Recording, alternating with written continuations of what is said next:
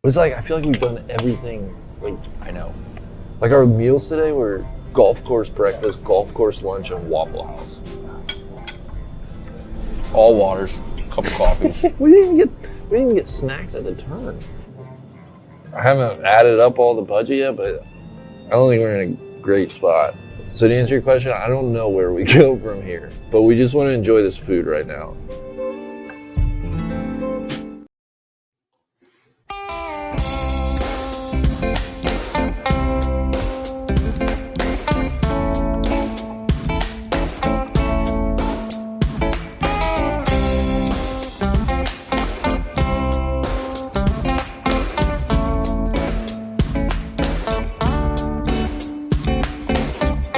Now get ready for another exciting episode of We're Just Ken, where comedy meets life.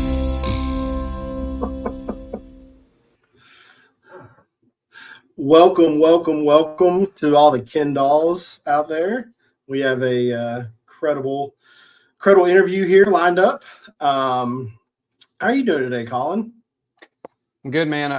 Monday, Wednesday, Friday, I'm chilling. I don't teach till 2:30, so it's just emails and prep and podcasting. So not on the company's dime, of course. This is my lunch hour, so little work-life balance there. Of course. And if I don't know very many No Lane Up fans, and we'll get into what that is, or watching, listening, but the opening clip was from a No Lane Up golf kind of podcast multimedia company series called Strapped. And one of the stars, we'll call them stars of Strapped, is Neil Schuster of No Lane Up. Hey, there we go. Thanks for having me. I appreciate that clip. That's a blast from the past, from our South Carolina, I think season 9 of Strapped. I'm impressed with the production quality here. Is that a homegrown theme song?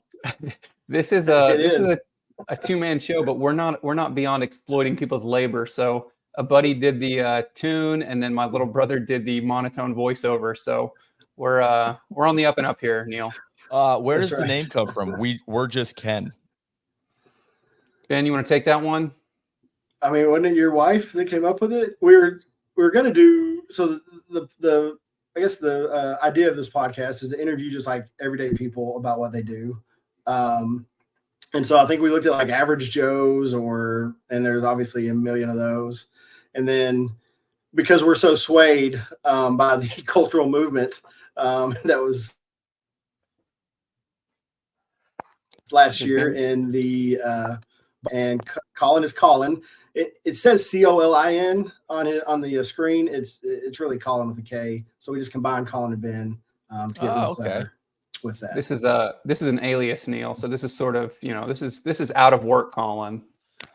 Colin, I can understand that. We when we started NLU, we were all had day jobs. That's why we kind of have some pen names.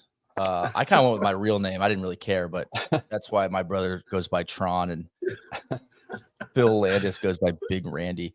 Well, thanks for having me, fellas. I appreciate it. Absolutely. Yeah, and we'll get into your obviously what No Lane Up is here in a little bit. But I am curious. I know a little bit about you just from the podcasts y'all have done, the blogs y'all have written, the awesome video series that No Lane Up puts out. But I don't know a lot about your backstory, Neil, and I think that's fascinating because I believe you grew up in Georgia, maybe in Atlanta or around Atlanta, went to school there, and then you went to Columbia University. You went and played Ivy League football, and you got into obviously the tech space, and then you've obviously grown No Lane Up.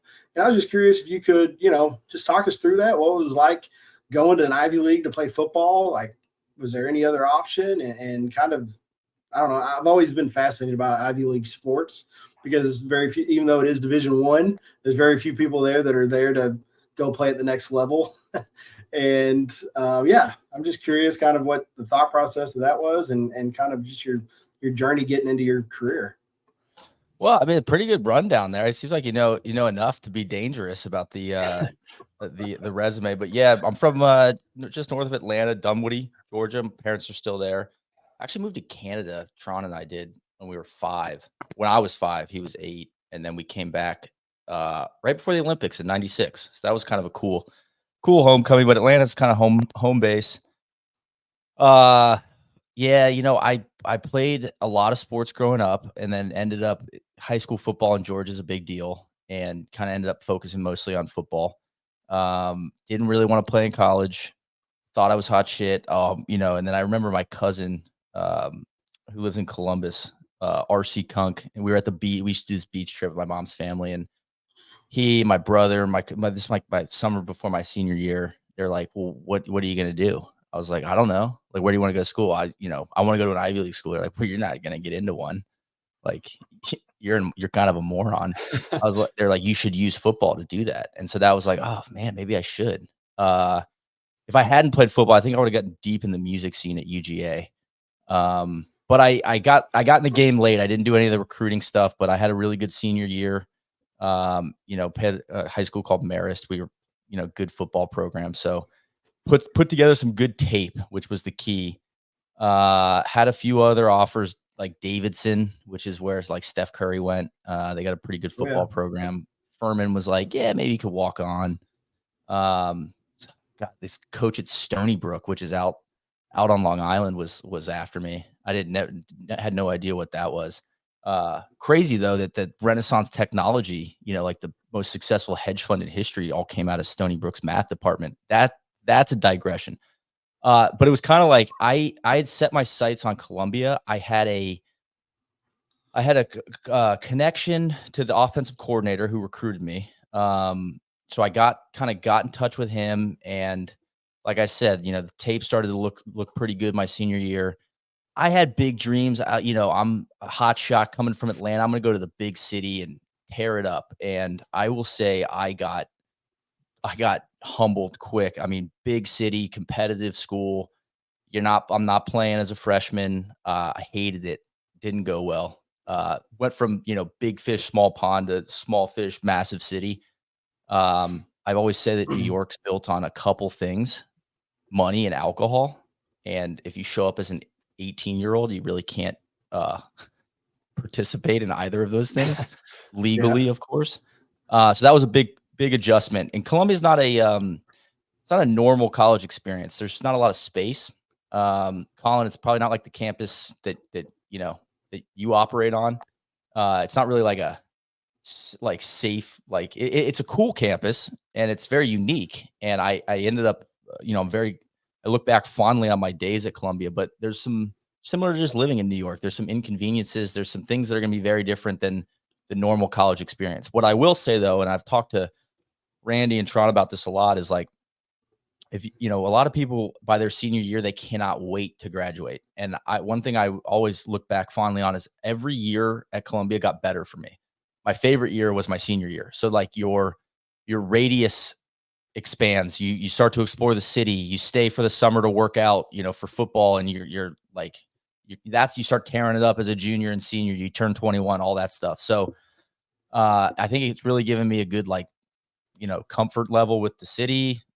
Good network. There's a lot of things that have paid off, I think, later in life about going to school here. But it's always like a hard question to answer. I've had people reach out, oh, my son or daughter is interested in Columbia. It's like, you got to be a certain type of person to embrace that college experience. And I think I did a good job of sticking it out, but I did have to grind it out for a year or two to enjoy it, I guess you could say. Yeah. I'm rambling a little bit, but I can tell you about the football thing if you want. I mean, whatever you want to talk about, man. I mean, I loved the video that kind of makes the rounds of you, I think, running into NFL running back. There. Listen, you're being very generous. So my brother likes to flag. So the 49ers Pro Bowl H-back tight end Kyle Juszczyk played at Harvard. He was a year younger than me. And there's some tape on the Harvard highlight reel of I believe people can look it up. It's been out there 2011. My senior year, I took a gnarly stiff arm, 0 coverage, no safety help. He ran an out route. I actually closed pretty well, but came in too high. And the future Hall of Famer put me in the ground, and then went on to score a 37-yard touchdown after he high stepped my best friend Ross.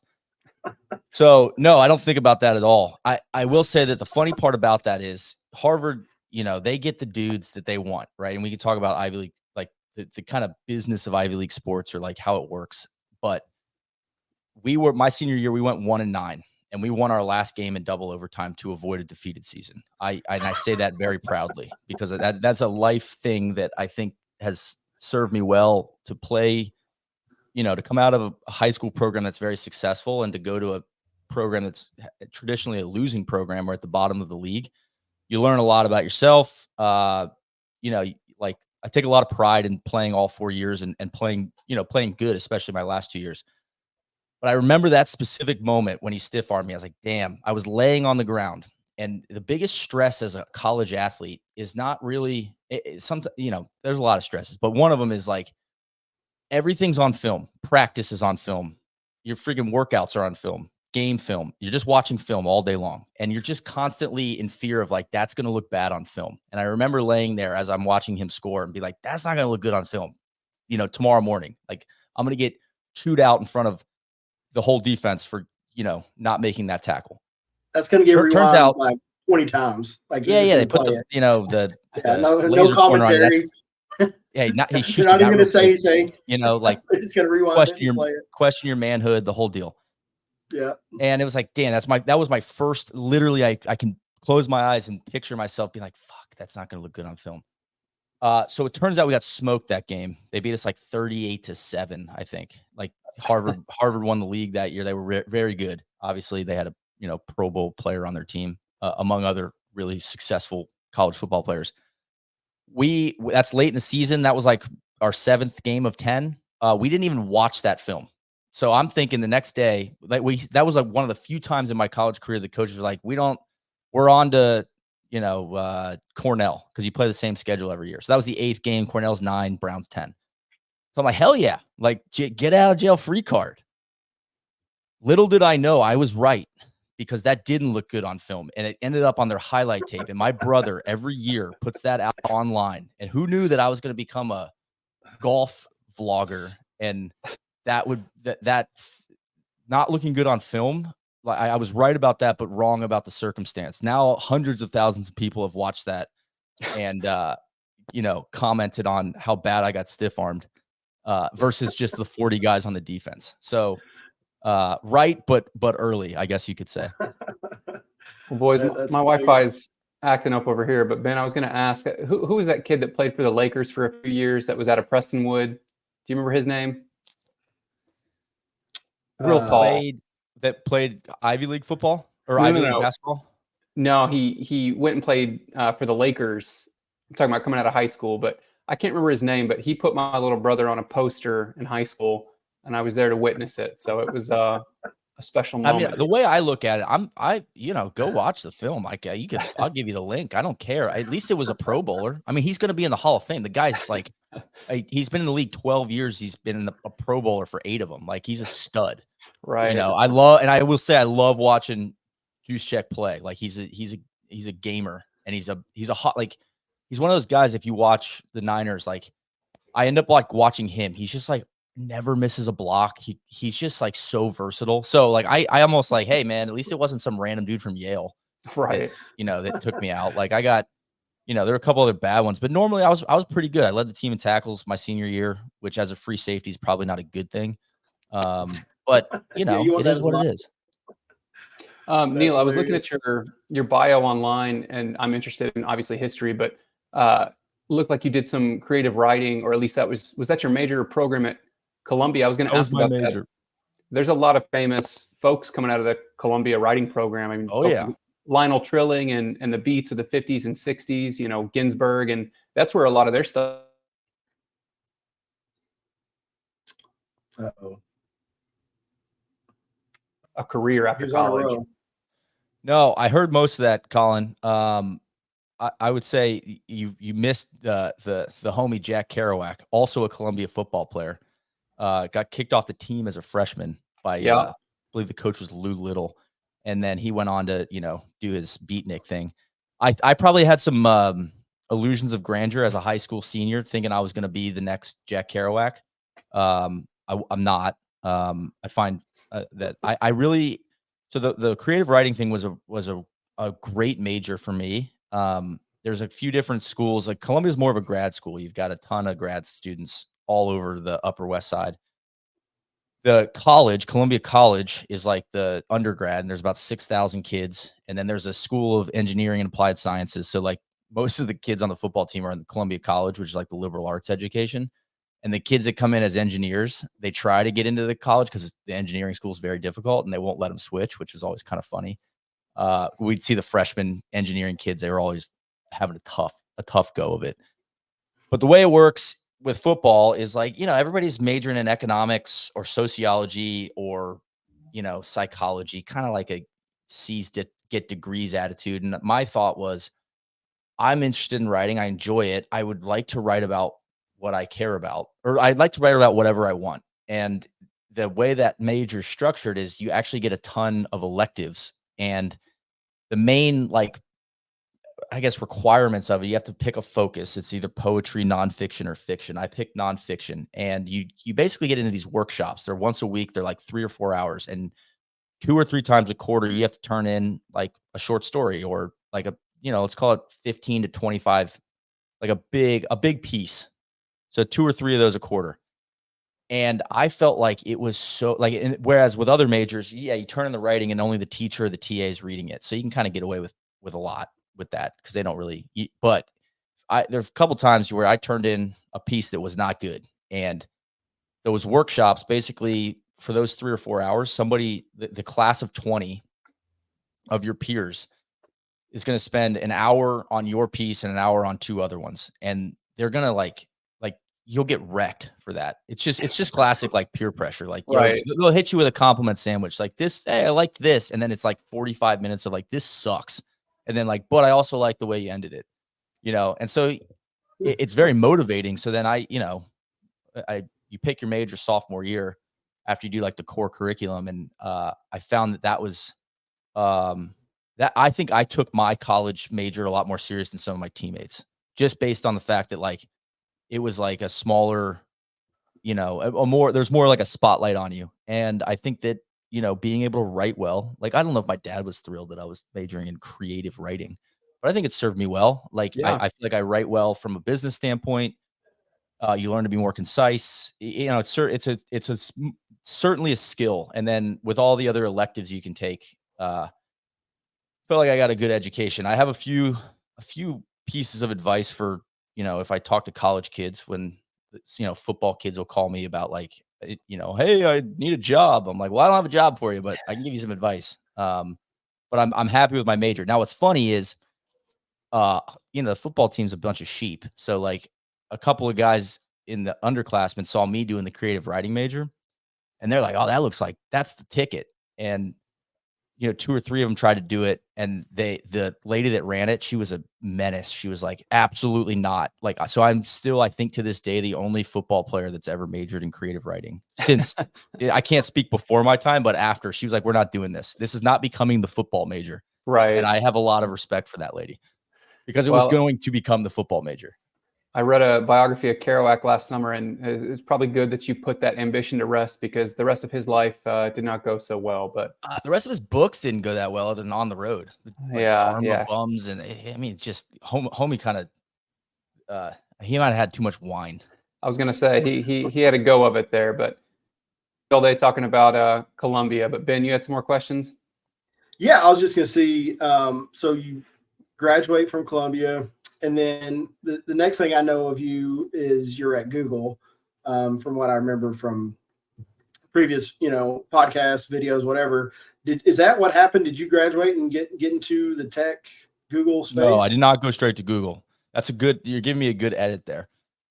No, the way it works is not the way it works, but my experience was, if you don't want to be in finance or consulting at Columbia, but pretty much any of these like Ivy League schools, the banks and the big companies do a really good job of coming up to campus. They have these big internship programs, and with the athletes, it's very competitive. Like, they do like on campus interviews, and it turns into this big like FOMO situation. I made a decision early on, whether it was right or wrong. I was like, I don't want to be a banker.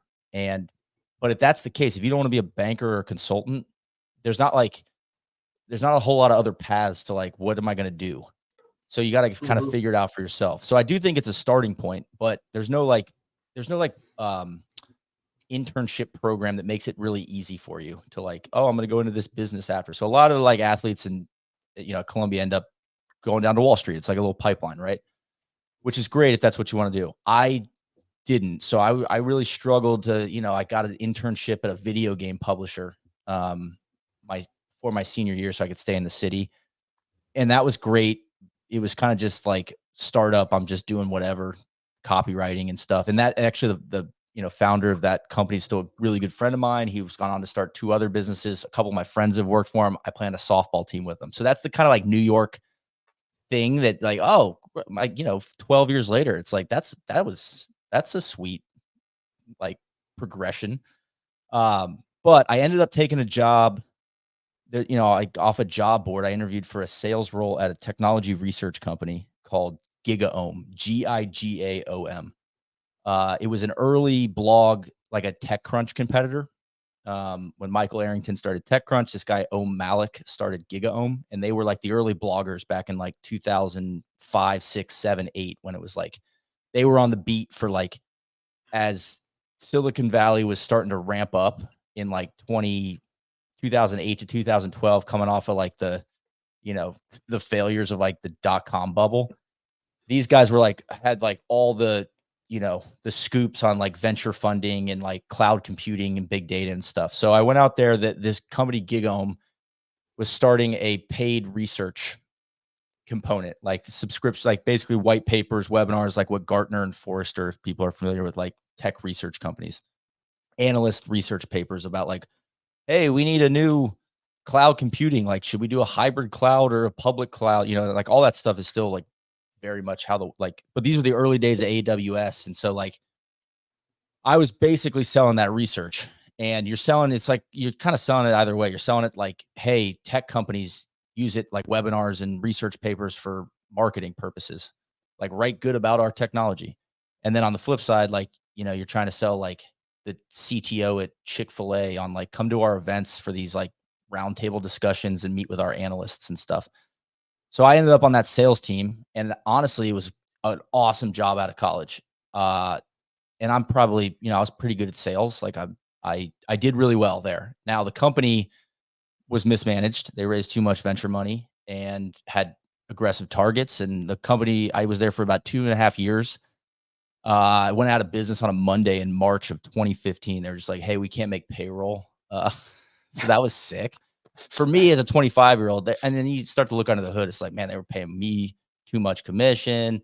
Sales teams getting there. It was a cash flow thing. I could tell you all about that. Great experience though for a kid with I have no kids. Like you got 60 people working here. People are asking on this all hands call, like, what's going to happen to my healthcare? I'm like, oh, like that didn't really cross my mind. I'm like, hey, hell yeah, I'm going to get paid for 2 months and I can just go ride my bike around San Francisco. Right. So that was great to see what happens with this venture stuff when like, the party's over, kind of like it's all rainbows and disruption. And then you can't make payroll because like, the venture guys can't just keep pumping money into a dead horse. So I took some time off. NLU, No Laying Up, we started as a hobby in 2014. So it was kind of like a year in existence. So I spent 3 months working on the merch stuff and honestly, like, set up a lot of like systems. So I always had, I'm always really happy I had the NLU stuff on the side, just as like a productive project, a little side thing that I was like always excited to work on.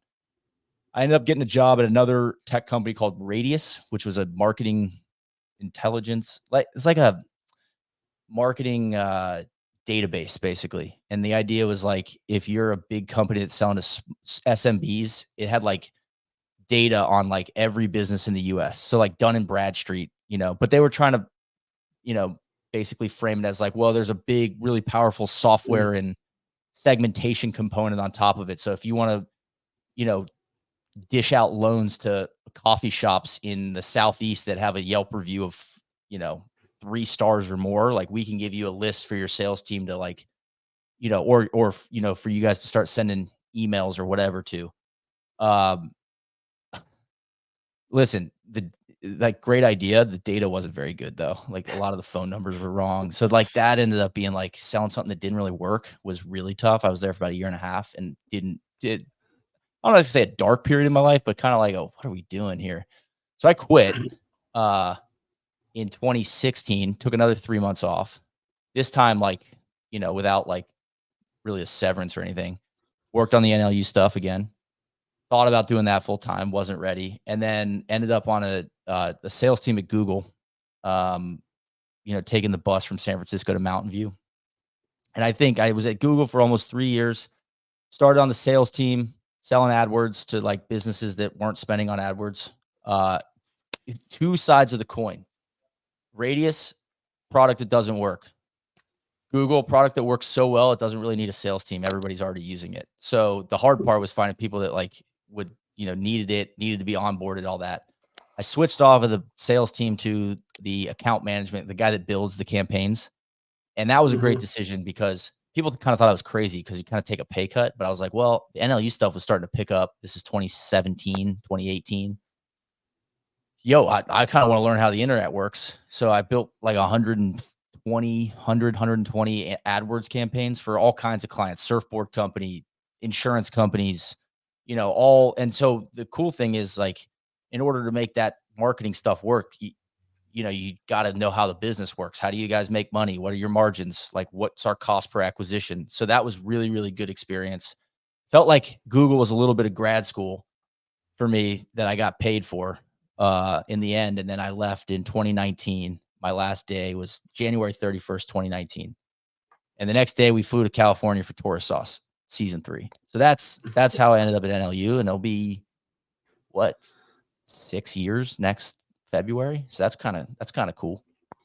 A lot of those folks at Google, Neil, I know nothing about the tech space other than watching Silicon Valley on HBO.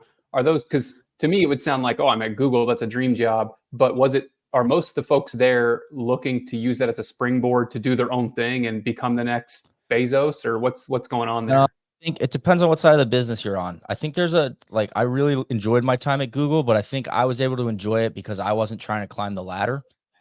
And it can be a pretty hard place. It's almost like, oh my God, everyone tells you like, this is like the best company to work for. And it truly is. Like the free food, like the perks, everything. It's awesome. It's a great place to work.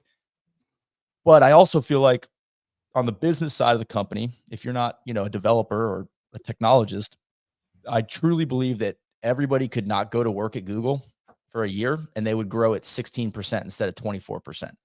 So there's a bit of a purpose issue of like, you're kind of, some people just looking busy, which is, this is back when I was there, 2018, 2019, they've downsized, I think all these tech companies have cut back, but I think there's still a little bit of that because it becomes a lot of like, instead of doing good work, how do you get credit for good work that's been done? And so it's, pretty political, and, it's kind of hard to hit the fast track. It's every year Google becomes a little bit more like IBM, the Bain and McKinsey consultants are in charge now, and it's still a fantastically run business. And, but they're like, it's not as they're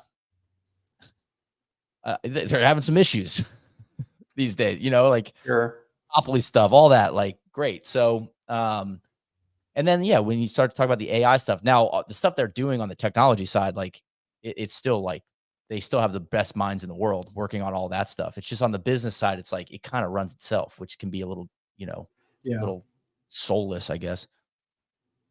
Yeah, for sure. For me, it was great, but I don't think that if I didn't have no laying up, my goal was always like, I want to work for myself. I knew that from college. Like, I think I walked into that, video game company. The guy that I worked for tells this funny story. Like, I came in a suit. I looked like Joe DiMaggio, baggy suit. I'd lost weight for football. And they're like, well, so like, they weren't really looking to hire anybody. I just kind of forced my way in. I was like, they're like, so what do you want to do? I was like, I want to run my own business. They're like, oh, this guy's a, clown, like hot shot, but it's like, you kind of, that's true. And that's kind of what I'm doing now. So it's good. You got to dress for the job you want, I guess. Sure. Yeah, for sure. And when did you realize that, man, like No Laying Up could be like that could be my job? Like, when did you think, look at what you're, as you're sitting at Google and think, man, like I can't wait till this happens? Or did that just kind of happen? Yeah, no, it didn't just happen. I think there's a few things that led to the success. One is number one is luck and timing. We had an idea, we built a website, and we just kind of kept at it, and it was a hobby. And I think that is the other piece of it. And then we were like one of the first golf podcasts, and that's great timing for us. But then, we stuck at it, and we did it for free on the side for fun for 5 years. And I think, or I guess 4. And I think the other thing that's led to the success, and I think is still true, is that I can honestly say that I would do it for free because I did. And I think people, an audience isn't stupid. They kind of know when you see it a lot today. Like people raise money for an idea before it's like, people know when you're trying to capitalize something immediately. And we were never trying to do that. It was almost everything was like, oh, this is just an accident. But that's the authenticity of it. And so it was able to grow on its own without the 4 of us that started it having to do anything in the early days for money. And then Solly and my brother went full time within I think this was 2017. Solly's, and that was a life situation. I thought about it after Radius. I was like, I gave it a real hard look of hey, maybe I could do this full time and pay myself out of the merch and stuff. But I was like, I just don't, you can feel it. You're like, I don't think I know enough yet. That would have been a little too early probably. And that was the right decision because I learned a ton at Google. And it also didn't put any pressure on the business.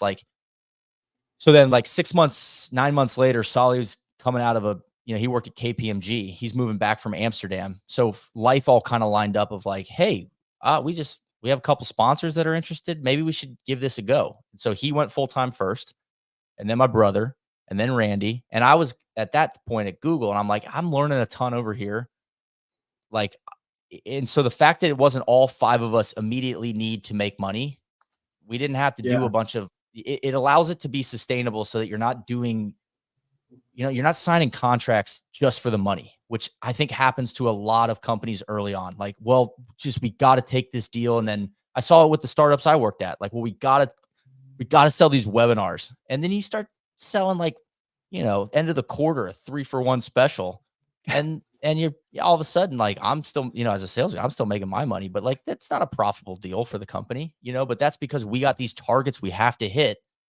Yeah. But then all the margins, everything gets out of whack. And so I would give us credit that we never put pressure on the business like that. And I think that really served us well to allow it to just continue to grow naturally.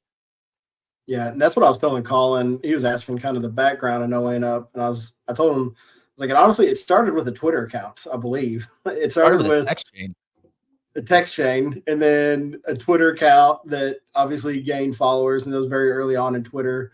And then, it kind of grew from there and you just correct me if I'm wrong, you started blogging. I think blogs were after, and then podcasts kind of followed that. And then now you are obviously still doing all that along with video.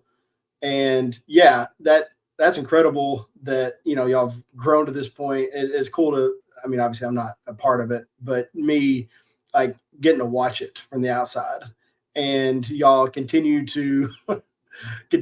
to kind of blow me away with the quality of y'all's content. Because if you go back, was Tour Sauce, No Lane Up's kind of, I guess, their way to showcase trip, dream golf trips. Is that the easiest way to say that, Neil? Yeah, travel. It was our initial travel series, and the way that came about is our kind of 5th member of the band. When Solly and Tron went full time in 2017, DJ Pyhowski, who's kind of our, 5th member partner, came along, and he was working at the PGA Tour, and Ben, like you, was an early adopter. He and so we kind of got to know him, and he was getting a little sick of the bureaucracy in Ponte Vedra. So he was like, hey, I'm going off on my own to kind of start a little consulting deal. Would you guys want me to work for you? So we're like, yeah, let's try it out for 6 months. Cause he's pitched us on I think I can ramp up a video arm of what you're doing. And so we did a few, one-off videos with him late that summer. And then we had started working with BMW, and they kind of said, hey, yeah, we're open to pitch us some ideas. So we came up with this idea to go to Australia. And we were like, do you guys want to like be the title sponsor of it? And they were like, no, but make a pilot and then show it to us and maybe we'll sponsor the season. So we're like, all right, well then can you set up a couple cars for us? Because the pilot's not going to look very good if like we can't get, and that helped us with the cost of the trip. Like, can you set up a couple of cars in Australia? So the guy, our contact at BMW did that. And then we showed them the pilot and they loved it and they sponsored the season. And then we kind of worked a deal off of that. And so late in 17 and then into 18, I was kind of doing these like, I was doing a lot of the deal stuff. Like while I was at Google, I'd like go get in the conference room and do like the NLU stuff. And what kind of actually happened was by the end of 2018, I felt like I was spreading myself pretty thin on I remember I had a meeting with my boss at Google who I loved. And he was like, hey, let's try to get you promoted. And I was like, I don't really want to get promoted. And he was like, that's not going to work, so he was kind of like, you got to think about like what you're going to do. Cause that kind of messes up the team chem. He's like, you're kind of a leader on the team. Like I kind of just wanted to be left alone. Give me my 10 accounts to build and manage for the quarter and I'll do my job and hang out and then work on my stuff on the side. And it started to become like, I'm doing both jobs kind of okay. And so I was like, it's probably time to, you can feel it. You're like, all right, I think I see a path to me making the jump here. But that's to answer your question, the Torah sauce thing came about of like, and this is kind of how it still works. Like, I wouldn't say I'm the ideas guy. I have ideas on video and stuff, but it's usually, DJ, Tron, Solly. And then I'm like, okay, well, how do we do that and not lose money is kind of the, how do we make more than we spend on this project? And so then it's my job to kind of figure that out and also take part in the content. And I'm pretty good at like doing the yes and thing, like, yes, and we should do this, and that's kind of how like Strap, the other series at the other end kind of came about of like, oh, we're doing these bucket list trips, but people, maybe not be able to go on those. What if we just do golf trips to like Iowa? It's like, oh yeah, and we should have $500. And, you just kind of make it up. Yeah. Man, the Iowa Straps, I gotta be honest, that's like my favorite series. Straps my favorite series y'all do. And then the Iowa, like going back, I probably rewatched it 4 or 5 times. And if people don't know, that's basically what Neil said. It's like, where can everyday people just go play around them, right? Like if you have a weekend, that's kind of your idea because you were still working at Google. So like you'd fly out and y'all get there. Y'all have to get a cheap Airbnbs and go golf at budget golf courses. And it was an awesome concept. And I love that. It's crazy that y'all have done, I don't know how many, 9 or 10 in the 6 or 7 years. I haven't done any this year. Stay tuned. But that's that's part of the fun is like now we're older. I have a 6-month-old on the other side of this door out here. Like, things change, we evolve, and we're trying to figure out how can we like Straps one, we get a lot. I get a mod bring Strap back. You guys, I don't want to watch this other crap. Bring Strap back. It's like, okay, well, there's a couple things there. Like, I don't want to Brett Favre it.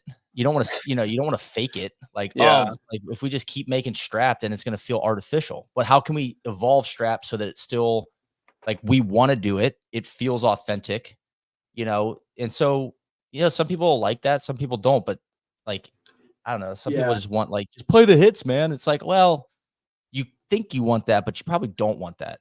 Right. Well, to me, it was crazy how many y'all did. Like looking back, the amount of video content, the amount of like just overall content y'all put out in the short-ish period of time was crazy. Especially when you were full time at Google. There's only a few of y'all that were actually full time, and the amount that y'all actually put out is crazy. And and it's been awesome to watch it evolve. I think we're managing that as well. Of like, because it's a moving target too. Like. Now everybody's doing golf videos. All right, well, where do we fit into that landscape? And that's a lot of what we talk about heading into next year is like, this is the stuff I love. It's like there's no right answer in this stuff, but you got to kind of trust yourself and you got to come up with a plan. You execute the plan and then you analyze it and then you change it. And that's kind of how we've run things on a year-to-year basis a little bit. But I think what you'll see with like Strapped and Torah Sauce, like these are great franchises. They're not like people constantly like I know I should stay off like the Reddit boards and like even our own message board, but it's like, oh, it's dead. You know, they don't care. It's like, no, it's not dead. But like, we're not going to do things on other people's timeline. Like we have to do it at a sustainable pace for us. So it's like, yeah, it might mean that things are spaced out because like there's a lot of other stuff we want to do too, like some documentary stuff. And, you know, so it's just it's not so much like what, it's like how much and when is the question people should be asking. Yeah. Well, the problem is with the No Lane Up message board is it's the biggest golf sickos in the world. They can literally not get enough. It's so much that I can't. It gives me anxiety every time I go there. Listen, Ben, we're working on that. I got some plans, but you can't. Again, people hate change, so I don't want to change the board. You know, but it is a little overwhelming. I don't even know if there's anything wrong with it. It's just that there's so many people that spend so much time when y'all do the nest, and I want to get nest is the last thing I kind of want to ask you about. But when y'all do the nest recap about how often somebody's in there, it just blows my mind that they're spending that much time. I don't know if they're working, but it just speaks to just how y'all have tapped into a golf market that is passionate about golf, and obviously speaks to y'all as just individuals and as a group that they're willing to spend that much time, you know, in y'all's system, talking about y'all and what y'all do. And that's kind of incredible. But I think the key to that, the way I think about that is,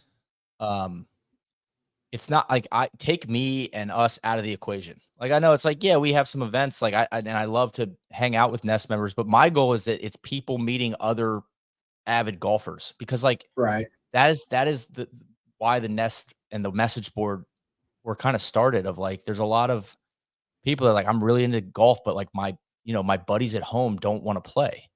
Like, how can I find a game? How can I, scratch the itch? And so I think when I think about the Nest, it's like, how can I take myself out of this equation? And I've seen it. It's like, there's like the Roost stuff, like the local clubs, like the goal is like, yo, you should be meeting up with, like, not me. It's not, I'm going to underwhelm you. You know, like, you don't do that. You know, like, it's more like go meet some new friends and like enjoy like the friendship through golf is the goal. So yeah, for sure. Well, Neil, part of our podcast, we're trying to help out the layman here. So Ben and I know, obviously, I know everything there is to know about golf, but for the layman here, I've got some terms for you that I thought you as the professionals could help our listeners speak the lingo on the course. So sure, I'll do my best. I'll throw some terms at you, and you just got to tell us, like, what's a cool way to drop this phrase in when you're playing next time. So the first one I have is hitting it fat. I mean, that's a pretty standard one. Like, you laid the sod over it. Like, I would say, I wouldn't never say hitting it. I would say I caught that one fat. Caught it fat. See, I didn't know that. Like, especially if you duffed one and it went like 10 yards, caught that one a little fat. I don't want to speak to Colin's swing, but he doesn't hit it fat very often. It's usually the top half of the ball. I'd say, like, the more people can realize if they stink at golf, first off, nobody cares. They only care about their own golf game. Is if you have a good attitude, you play fast, and if you're going to lose a bunch of balls, you're like, hey, don't worry about hunting for the ball with me. And if you're playing for money or a competition, don't cheat. That's it. And then the more you can react like in a like understated fun way to bad golf, the more people will want to play with you. It doesn't matter if you shoot 120. Yeah, for sure. Love it. Well, Neil, the other one I had is a breakfast ball. Tell the listeners what that is. Well, that's the old 2 off the first tee. Especially, most rounds I don't warm up. If you didn't have a range session, I think it's pretty standard practice that you get to launch 1 or 2 off the first tee. Now, I do have a couple friends that are new to golf, and they try to, we'll be playing a match. They'll want to play a match, and they'll be like, we'll get to the 6th tee. They'll be like, yeah, I didn't use my breakfast ball. It's like, well, it's not transferable. Okay. That's a lunch ball. It expires after the first tee. We're not doing a brunch ball. We're not doing a lunch ball. That's not. And they're like, what do you mean? It's like, no, you can't save it for later. It's just to get you off on a good start. So the breakfast ball is exclusively on the first tee. All right. The last one I sent Colin the Wolfhammer game. That I don't know if you wrote that. And I was like, man, these are crazy. I mean, I don't even play Wolfhammer much anymore. It's like too much to keep track of. You gotta have some people that to balance the budget for you. The last one I had, I've never even heard this term, but I saw it. It said a son-in-law, like speaking to the shot you had. Have you heard that term, Neil? I have not heard that term. No. This is, who knows? This is some rando on the internet. They say a son-in-law is like a ball you hit, but it wasn't really what you wanted. So That's a good one. You might steal that one. I mean, I got a bunch of them if you want them. I have more, but I know Ben has real questions. I'm just trying to learn. I can buy the gear, but I want to be able to talk the talk and feel confident. You know, like we taking breakfast balls this morning, boys. Yeah, that's a good one. I mean, I have a bunch of ones that I like. Like I got a Tyler Durden ball. It's like the Fight Club ball. When I'm gonna hit it as hard as I can, I'll call out a Durden. DJ and I usually get ourselves wound up on these trips where. And my favorite thing is when the joke gets like super layered. So like, it's like 3 levels down. We started calling, like I was swinging easy down in Australia earlier this year. I was swinging really easy. I was like, Deej, we got it. Like kind of like, I started calling it like the Eagles ball, like peaceful, easy feeling, And then we started calling it the Winslow ball, like Winslow, Arizona. And then it turned into the Winslow method. Like, are you going to employ the Winslow method on this one? It's like, yes, I am. And it's very stupid. When you say it all out loud, it's not very funny, but just something to like, I don't know. I think that's one of my favorite parts about golf is like all that dumb little stuff. Right. Just joking around. Well, Ben, we probably got just a couple more minutes, but I'll let you ask Neil a couple more questions here and then we'll be sure to let him go on time. Yeah. And this last one is, and if you just want to answer it, as short as you want. But I am curious about the Nest. And so for everyone, the Nest is kind of a premium membership for NOU. It's one of the few premium memberships that I feel like has worked out. And maybe we'll say differently. I don't know, because I really don't know how well it's going for No Lane Up. What was the idea of kind of creating that? And then how do you think that's kind of worked out? I guess we're coming up on 5 years now. Yeah. Just kind of I think the Nest it's been like a live 5-year sociology experiment. And kind of like the pod, I mean, at least in the golf space, we've been early to some of this stuff. Now, a lot of other golf brands are, they're doing a similar offering. I feel really good about ours. I feel like we over deliver on it. I think we under market and undersell it. We rarely promote it. The churn rate is very, very, very, very good, which is, I think, evidence of like it's going really well. I desperately want to pour gasoline on it. But we have a lot of other stuff going on. So I'm trying to, my first goal is always over deliver, before it's like grow it. And it's like, so I think that I look at that, year over year, like membership churn very, very closely, more so than I look at the growth of it. Technically what is it? It's a community of avid golfers and fans of No Laying Up worldwide. And the idea behind it was we have this message board, and the message board got a little unwieldy. Turns out it might not be the best idea to let anybody on the internet come talk about politics and religion and anything they want with your logo. So that was a little bit of like maybe a blind spot, an open flank for us. So we put that into the Nest offering to create, that's like the central nervous system of the offering. The people on the message board think that everybody's on the message board. Only about 15 to 20% of Nest members participate on the message board. So they are the loud minority. But the way I look at the Nest is it is the center of the maze. And it's also a excellent feedback loop for us. I check the message board every day. I take outreach from Nest members. Ben, like you reaching out about this podcast, I answer those personally. Like to me, it is like there's like a lot of, books that'll say like, oh, it's all about like your first 1,000 customers or whatever. Well, that's how I look at the Nest is like, that's the core group. Like if they're happy and the feedback on our content from them is good, that is the like, check that box, right? More so than like the random egghead on any other platform that we, put our stuff out on. So do we need the volume and do we need to grow the audience wider? Yes. But I think about like, it's nice to have an end goal of like, what do I want the wider podcast audience and YouTube audience to do? At some point, I'd like them to join my newsletter. At some point, I'd like them to buy some merch because they feel like it's something they want to wear and support. Or, I mean, ideally, I'd like them to join this community for $90, which is the price of a round of golf. And I'm going to give you a thoughtful, fun gift. We'll probably come out with close to 20 Nest exclusive videos, a monthly podcast, just, and I have a lot of ideas on how to, update that offering. But as it currently stands, like we have no, a lot of other people have come in. A lot of people have said, oh, you could raise the price. I don't want to raise the price. It's really not like, I'm not concerned about the price. It's, I think it's working. I'm not trying to mess it up. And then the event stuff. So like, listen, we can't do as many events as a lot of other golf brands, because we need to be focused on being a content company. But I think there's room for us to like lift up community run events. And that's where like the local clubs and the roosts have come into play. So we have 34 roosts.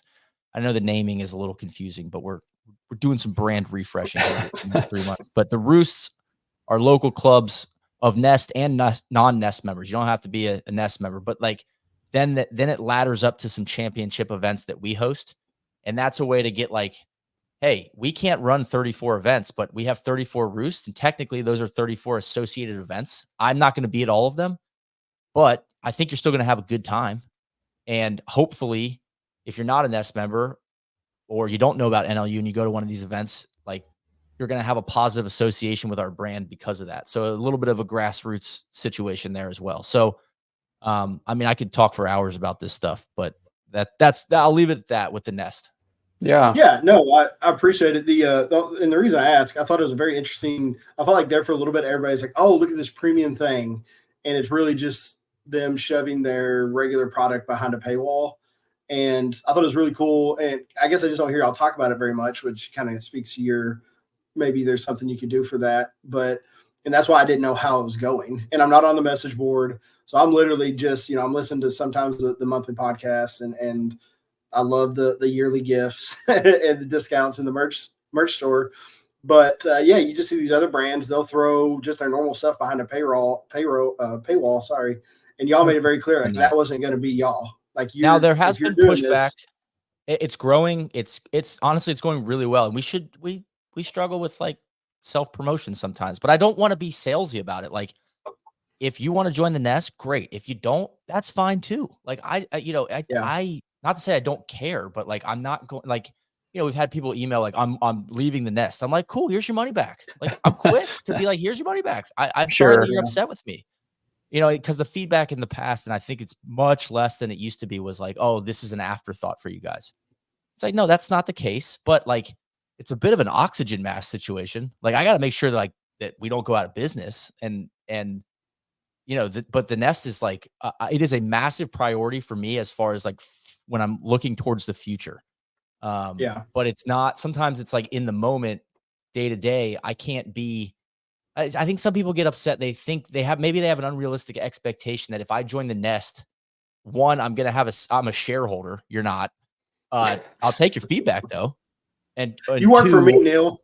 Yeah. Like, and two, that we're gonna hang out and play golf, and it's like ideally yes, but probably not. Right? That's just the fact of life. You know what I mean? So like I think it's some unrealistic expectations about what you're getting for $90.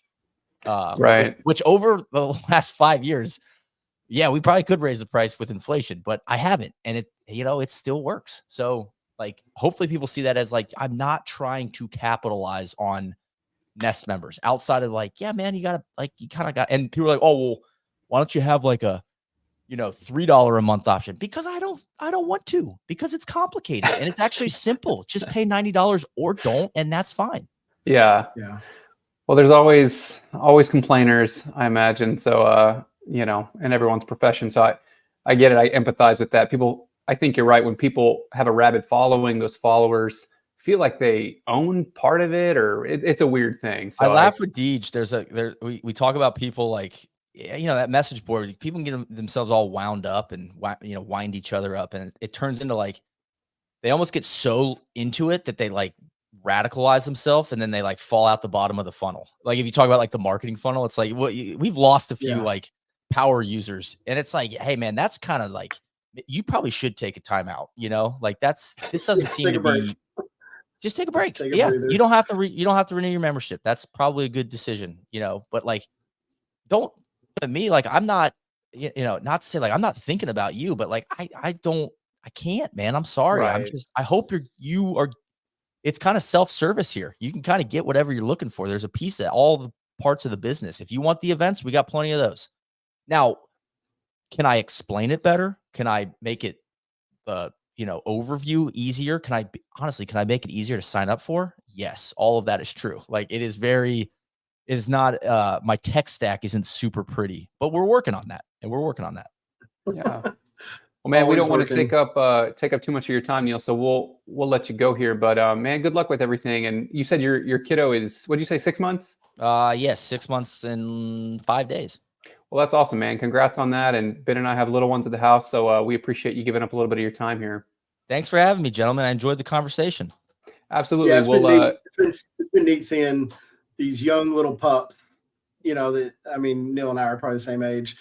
And it's just funny seeing them like through the years get older, get married, have kids. And it's honestly like, obviously I'm just an outside observer, but kind of seeing like life, through their eyes and kind of seeing them grow up. So it's been really cool. But yeah, Neil, we appreciate you coming on. I'm excited for what No Laying Up has in the future. I don't know where all y'all can go because it seems like y'all have done just so much, but I have no doubt that y'all have just a lot of cool and interesting content in the future. And I'll put everything, in the show notes and everything, kind of where to find y'all for more information. And yeah, we appreciate it. Sweet. Thank you. Our goal is to be washed and not canceled moving forward as we get older. All right. We do have an outro, Neil.